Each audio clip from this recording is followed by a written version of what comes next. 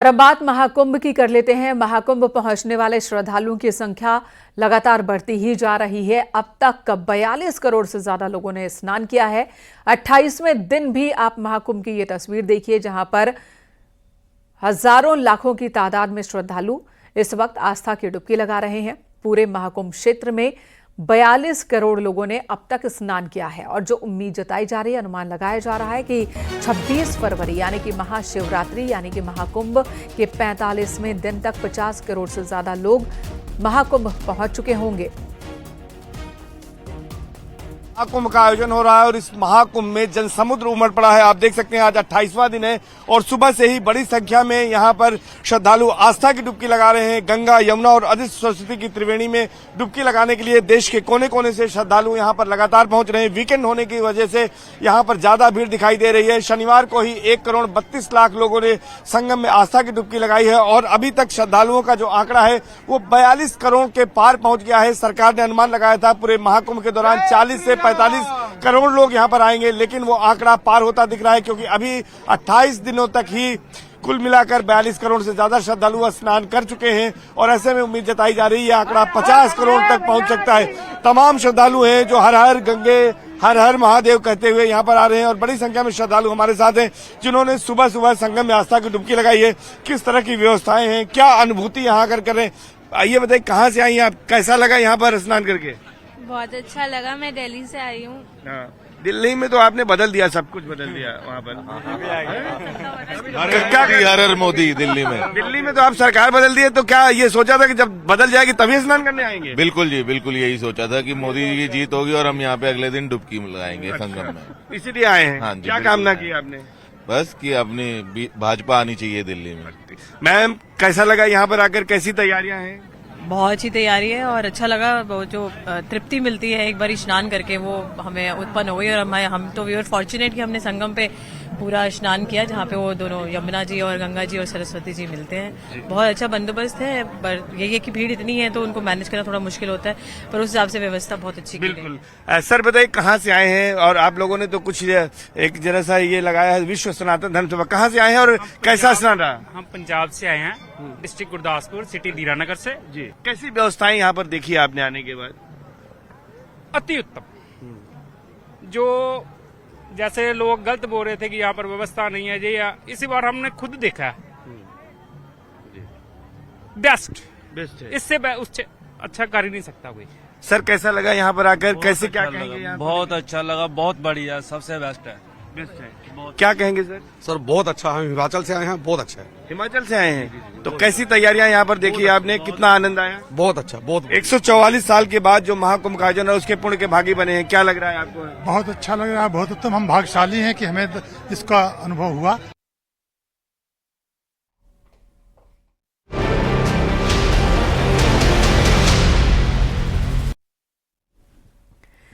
मिल्कीपुर में सीएम योगी ने न सिर्फ चाक चौबंद किलेबंदी की, बल्कि इस बार यादव वोटर्स भी अखिलेश यादव को झटका देते नजर आए। सीएम योगी की full proof planning Awadhesh Prasad के अनुभव पर भारी पड़ गई। साफ है कि पिछले उपचुनाव में विपक्ष का सुपड़ा साफ होने के बाद जो मुश्किलें शुरू हुई थी वो अभी भी विपक्ष के सामने जारी है।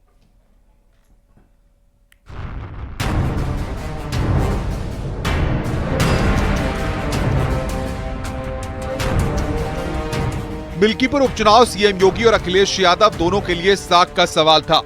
मिल्कीपुर सीट बीजेपी के हिस्से आ चुकी है और यहां अवधेश प्रसाद का लंबा अनुभव भी अखिलेश यादव के काम नहीं आ सका। 2024 में अवधेश प्रसाद की अयोध्या में जीत पर विपक्ष ने जश्न मनाया था। अवधेश प्रसाद के सांसद बनने से खाली हुई मिल्कीपुर सीट पर भी विपक्ष को पूरी तरह से जीत की उम्मीद थी, लेकिन नतीजे साफ करते हैं कि वोटर्स ने ऐसा खेल पलटा कि अवधेश प्रसाद का अनुभव और अखिलेश यादव की रणनीति दोनों ही फेल साबित हुए। विधानसभा के आम चुनाव में भारतीय जनता पार्टी प्रचंड बहुमत की ओर अभी पोस्टल बैलेटों की गिनती चल रही है, उसमें आगे बढ़ रही है और मिल्कीपुर में भी भारतीय जनता पार्टी ही जीत रही है।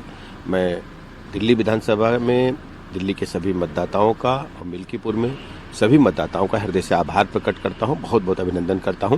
माननीय प्रधानमंत्री नरेंद्र मोदी जी की गरीब कल्याण योजनाओं पर जनता ने मोहर लगा दी। यानी कि एग्जैक्ट पोल होने वाले, आप लोगों ने भी काफी मेहनत करी। अभी चूंकि पूरा परिणाम आना बाकी है, लेकिन जो प्राथमिक रुझान प्राप्त है उसमें भारतीय जनता पार्टी प्रचंड बहुमत की ओर आगे बढ़ रही है। और ये मिल्कीपुर वगैरह को लेकर जो आरोप लगाए जा रहे थे, समाजवादी पार्टी जब जब हारती है इस प्रकार के अनर्गल आरोप लगाती है। प्रदेश की जनता अच्छी तरह असलियत जानती है। मिल्कीपुर में सीएम योगी आदित्यनाथ ने न सिर्फ चाक चौबंद किलेबंदी की, बल्कि इस बार यादव वोटर्स भी अखिलेश यादव को झटका देते हुए दिखाई दिए। मिल्कीपुर में करीब 55,000 यादव वोटों के बावजूद इतनी बड़ी हार साबित कर देती है कि उनके कोर वोट बैंक को बचाने में भी अखिलेश कामयाब नहीं हो पाए। देखिए, हम बहुत पहले से कहते आ रहे हैं, वहाँ के नब्ज को हमने टटोला था जब 2 सभा की थी, तो जनता को दुधारू गाय चाहिए, विकास रूपी दूध। तो विकास रूपी दूध के लिए सत्ता के पास दुधारू गाय है और विपक्ष के पास ठाठ गाय है। तो जनता विकास रूपी दूध लेने के लिए सत्ता के साथ खड़ी थी और आज उसका रिजल्ट है। देखिए, करहल और शीशा मऊ जीते, जो जीतते हैं तब वो नहीं बोलते हैं, हार जाते हैं तो आरोप प्रत्यारोप लगाते हैं। मिल्कीपुर में कमल खिलने के पीछे के फैक्टर्स की बात करें तो यहां सीएम योगी ने जो ग्राउंड टीम तैयार की और हर पहलू को मॉनिटर करते हुए चुनाव प्रचार को आगे बढ़ाया, वो कारगर साबित हुआ। सीएम योगी ने खुद संभाली कमान, 6 महीनों में 6 रैलियां की, नए चेहरे पर लगाया दाव, जमीनी कार्यकर्ता चंद्रभानु पर दाव, ग्राउंड पर उतरकर प्रचार, 7 मंत्रियों की टीम जुटी रही। यादव वोटर्स में सेन, सीएम योगी पर जताया भरोसा, परिवारवाद के मुद्दे पर हमला, अवधेश प्रसाद को चौतरफा घेरा। देखिए, भारतीय जनता पार्टी ये समाज के हित को साधते हुए विकास की तरफ आगे बढ़ाने वाली पार्टी है। हमेशा भारतीय जनता पार्टी का लक्ष्य है कि समाज उन्नति और विकास के पथ पे आगे बढ़े। और जो मिल्कीपुर विधानसभा का उपचुनाव है, चाहे दिल्ली विधानसभा का चुनाव का परिणाम है, इसमें जिस तरीके से Bharatiya Janata party leading position में जा रही है, ये साफ बताने के लिए काफ़ी है कि जनता को पूरी तरीके से हमारी मोदी और योगी सरकार के गुड गवर्नेंस पर भरोसा है। हमने धरातल पे उतर के विकास को सुनिश्चित किया है, हमने धरातल पे उतर के समाज की उन्नति को सुनिश्चित किया है और ये जीत हमारी जनता को समर्पित रहेगी और हम जनता की सेवा के भाव से इसी तरीके से आगे बढ़ते रहेंगे। सीएम योगी आदित्यनाथ ने न सिर्फ मिल्कीपुर सीट पर नए चेहरे पर दांव लगाकर एक बड़ी लड़ाई जीती है, बल्कि मिल्कीपुर में यादव वोटर्स का भरोसा भी शिफ्ट होता दिखा। अवधेश प्रसाद के लंबे अनुभव के बावजूद बीजेपी ने जो परिवारवाद का मुद्दा उठाया, वो अजीत प्रसाद के लिए भारी पड़ गया। उपचुनाव में यादव वोटर्स ने भी समाजवादी पार्टी को झटका दिया। वहीं मुख्यमंत्री योगी आदित्यनाथ की फुल प्रूफ रणनीति भी काम कर गई। जहां पिछले उपचुनाव की अगर बात की जाए तो लगातार विपक्षी पार्टियां चुनाव हार रही थी, वह सिलसिला मिल्कीपुर उपचुनाव में भी जारी रहा और विपक्ष की मिल्कीपुर उपचुनाव में करारी शिकस्त हुई। समाजवादी पार्टी मिल्कीपुर उपचुनाव बड़े अंतर से हार गई। कैमरामैन गोपीगिरी के साथ संकेत मिश्रा, न्यूज़ 18 अयोध्या।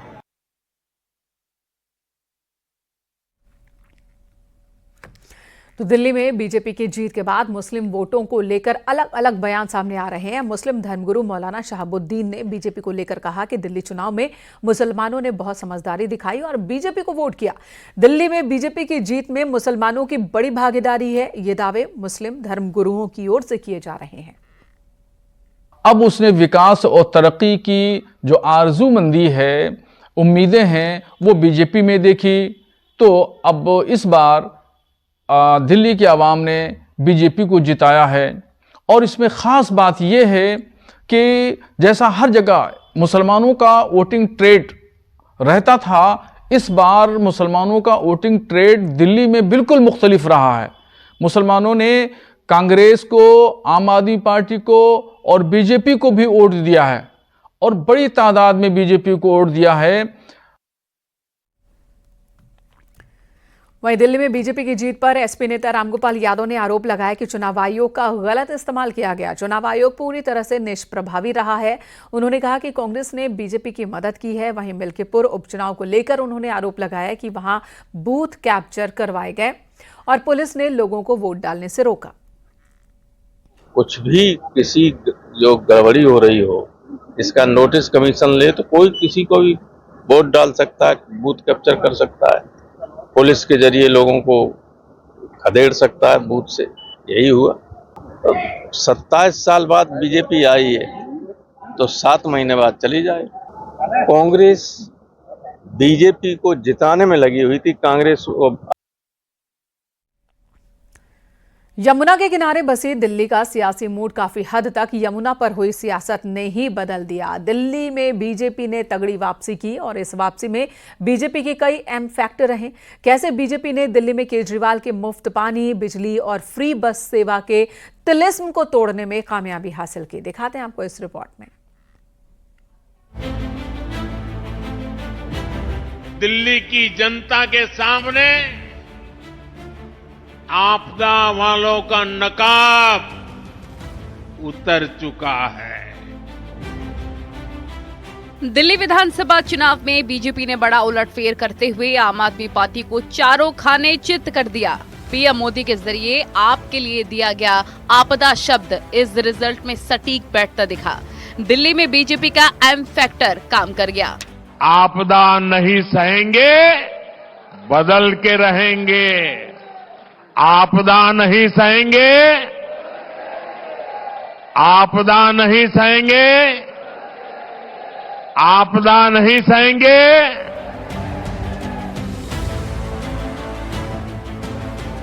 दिल्ली विधानसभा चुनाव के लिए बीजेपी के घोषणा पत्र में महिलाओं के लिए बम्पर सौगात थी। बीजेपी ने महिलाओं को 2,500 रुपए की सम्मान राशि, 500 रुपए में एलपीजी सिलेंडर देने का ऐलान किया।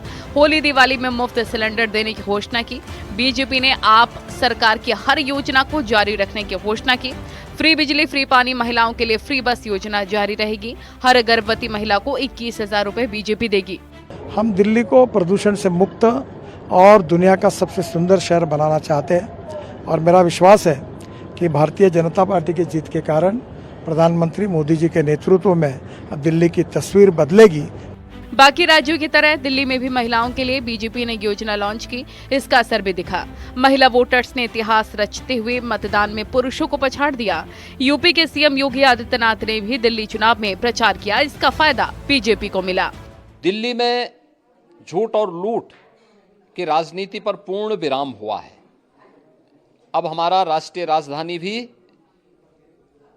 विकास, सुशासन और लोक कल्याणकारी योजनाओं का सही लाभ दिल्ली वासियों को प्रदान करने में सफल होगा। दूसरा एम यानी मिडिल क्लास को किया खुश। मध्यम वर्ग को भी मोदी सरकार ने चुनाव से पहले बड़ी सौगात दी। बजट में 12 लाख रुपए तक की आय को टैक्स फ्री किया गया। सभी आय वर्गों के लिए कर में कटौती की गई, जिससे मध्यम वर्ग और नई नौकरी पाने वालों को बहुत लाभ होगा। तीसरे एम में दिखाई दी मोदी की गारंटी। बीजेपी ने अपने चुनावी प्रचार में मोदी की गारंटी को प्रमुख कैंपेन के तौर पर उठाया। पूरे चुनाव के दौरान बीजेपी नेताओं ने जीत का दावा करते हुए इसे पीएम की गारंटी के तौर पर बताया। दिल्ली चुनाव परिणामों पर रवि किशन ने कहा, मोदी की गारंटी केजरीवाल की गंदी राजनीति का अंत हुआ। हम हर हर महादेव, धन्यवाद। माई बाबा काका बच्चा हो, हमार बात सुन ल, मन ल। काहे मोदी जी का जरूरत रहे, काहे भाजपा चाहिए, आप लोग सुने मेरी बात। और काहे हम बताए कि लोगन के जिंदगी झंड बा, ई शीश महल वाला लोगन के, ये लोगन के घमंड तोड़े का समय आ गई बा। तो धन्यवाद। तब उहर बात भइल ना, जब हम कहे कि तकरार छिड़ल बा त तकरार चली भैया हो। चौथा एम यानी मुस्लिम वोटर। दिल्ली के 70 निर्वाचन क्षेत्रों में से 7 सीटें ऐसी हैं जहां मुस्लिम वोटर निर्णायक भूमिका में हैं। ये सीटें मटिया महल, बाबरपुर, सीलमपुर, ओखला, मुस्तफाबाद, चांदनी चौक और बल्ली मारान हैं। दिल्ली में करीब 13% मुस्लिम वोटर्स हैं। इस बार चुनाव में मुस्लिम बाहुल्य सीटों पर जमकर वोटिंग हुई। बीजेपी को मिले वोट बताते हैं कि इस बार मुस्लिमों के अच्छे खासे वोट पार्टी को मिले हैं। मैं सभी दिल्ली वासियों को बहुत बहुत बधाई देता हूं और मैं हृदय से धन्यवाद करता हूं कि उन्होंने इतनी अपार जीत हमें दी है। हाँ। और इतने लंबे समय के बाद में यहाँ पर भारतीय जनता पार्टी की सरकार बनी है। सबसे खुशी की बात यह है कि जो दिल्ली में सरकार बनेगी वो प्रधानमंत्री जी के साथ में चलकर काम कर पाएगी। दिल्ली के सत्ता में बीजेपी के 27 साल बाद वापसी हो रखी है। आम आदमी पार्टी के नंबर 1 नेता अरविंद केजरीवाल नई दिल्ली विधानसभा सीट से चुनाव हार गए। वहीं दूसरे नंबर पर नेता मनीष सिसोदिया भी जंगपुरा विधानसभा सीट से चुनाव हार गए। जंगपुरा विधानसभा का चुनाव हम सब कार्यकर्ताओं ने मिलकर बहुत मेहनत से लड़ा। जंगपुरा विधानसभा के लोगों ने भी बहुत प्यार, मोहब्बत, सम्मान दिया, लेकिन 600 वोट से लगभग 600 वोट से उसमें हम पीछे रह गए। तो मैं जो कैंडिडेट जीते हैं उनको बधाई देता हूँ। बीजेपी ने सीएम पद का चेहरा दिल्ली चुनाव में घोषित नहीं किया था, जिसका उसे फायदा हुआ और वोट नहीं बढ़ पाए। बीजेपी इस फॉर्मूले पर हरियाणा, छत्तीसगढ़, राजस्थान, मध्य प्रदेश, महाराष्ट्र में चुनाव जीत चुकी है। न्यूज़ 18 के लिए ब्यूरो रिपोर्ट।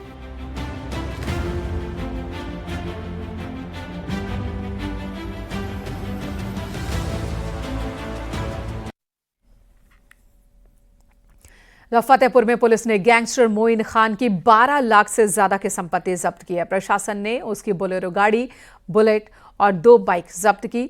डीएम के आदेश पर पुलिस ने गैंगस्टर एक्ट के तहत कार्रवाई की है। आरोप है कि अपराध से कमाए पैसे से उसने ये संपत्तियां अर्जित की थी। थरियाव थाना क्षेत्र के रहने वाले मोइन खान पर कई गंभीर आपराधिक मुकदमे दर्ज हैं। गैंगस्टर के मामले में वो फरार चल रहा है। जनपद फतेहपुर में पुलिस अधीक्षक महोदय के निर्देशन में अपराधियों के विरुद्ध की जा रही कार्रवाई के अंतर्गत गैंगस्टर एक्ट से संबंधित शातिर अभियुक्त मोहम्मद मोइन खान पुत्र इफ्तिखार खान निवासी सनगांव थाना कोतवाली नगर के विरुद्ध थाना थरियाव पुलिस द्वारा 14/1 उत्तर प्रदेश गैंगस्टर नियम के अंतर्गत कार्रवाई करते हुए 12,87,700 रुपये की संपत्ति को कुर्क कराया गया और एक सराहनीय कार्य किया गया। हिमाचल प्रदेश की लाहौल घाटी में जहां देखिए वहीं बर्फ दिखाई देता है। सैलानी बर्फ देखकर मचल जाते हैं, लेकिन यहां रहने वाले लोग ये इस बात से परेशान है कि आखिर इतनी बर्फ क्यों हो रही है।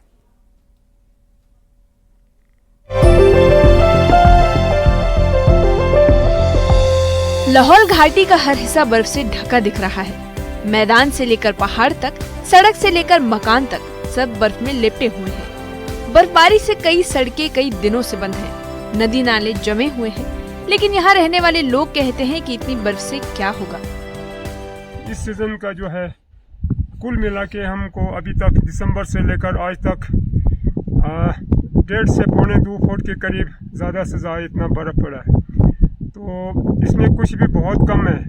तो हमें उम्मीद है कि हर साल की भांति जो है 7-8 फुट जो है टोटल मिला के इतना बर्फ़ पड़ जाता है। तो फरवरी महीना वैसे भी हम लोग बर्फ़ को उम्मीद लेके बैठते हैं, क्योंकि ज़्यादातर बर्फ़ जो है फरवरी में ही पड़ती है। तो किसान और बागबान काफ़ी चिंतित है। यहाँ पर अपना अपना देवी देवता को भी पूजा कर रहे हैं। असल में यहाँ जितनी बर्फ जमा है वो कुछ दिन की गर्मी में ही पिघल जाएगी। इसलिए जब तक यहाँ 7 से 8 फीट मोटी बर्फ की परत जमा नहीं होती, लोग बेचैन रहते हैं, क्योंकि इस इलाके में नाम मात्र की बारिश होती है, जिसके चलते लोग पानी के लिए बर्फ पर ही निर्भर होते हैं, जो गर्मियों में पिघलकर इनकी जरूरतों को पूरा करती है। ऐसे में अगर अभी और बर्फ नहीं पड़ी तो इन्हें गर्मी के दिनों में पानी के लिए दर दर भटकना पड़ेगा। न्यूज़ 18 के लिए लाहौल स्पीति से प्रेमलाल की रिपोर्ट।